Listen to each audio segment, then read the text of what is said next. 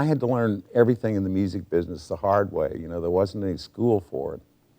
And one thing I noticed that went on in the music industry is that people that knew the ins and outs would a lot of times take advantage of people who didn't. And so people were signing contracts they shouldn't have been signing, and they didn't know what to do and how things worked. And so I really felt it was important for young creative people to learn the ins and outs of the music industry and how it really worked. So we got with a couple of other people, a guy out of Nashville, and approached UNA to see if we could have a college program for it. And they agreed to do it. And so we co-founded the first four-year degree program for commercial music in the United States.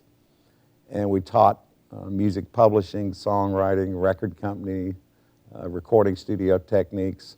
At the time, there wasn't any facilities there for that kind of a thing, so we'd let them use Wishbone to record records and to do their demos and practice being engineers, and then they'd do their internships at some of the other studios in town. And so for me, that's probably the best memories that I have of the music industry was working with those students and seeing them become real successful, not just as songwriters or artists, but as leaders in the music industry, you know, presidents of record companies, presidents of publishing companies, and ASCAP and BMI. And then we'd have guest speakers like Glenn Fry would come in, Herman's Hermits.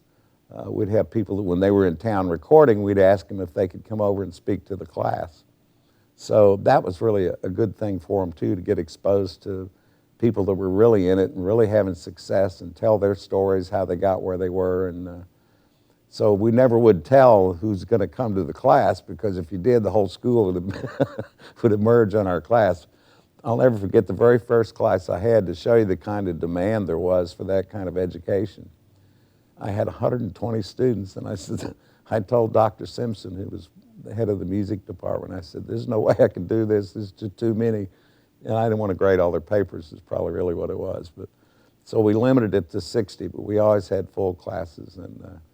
And again, I know when I kind of got out of the music industry there for a while, from time to time I would hear from the students, you know, and they'd call me up and let them know what they're doing, and that really made me feel good and made me feel like it was a worthwhile thing to do.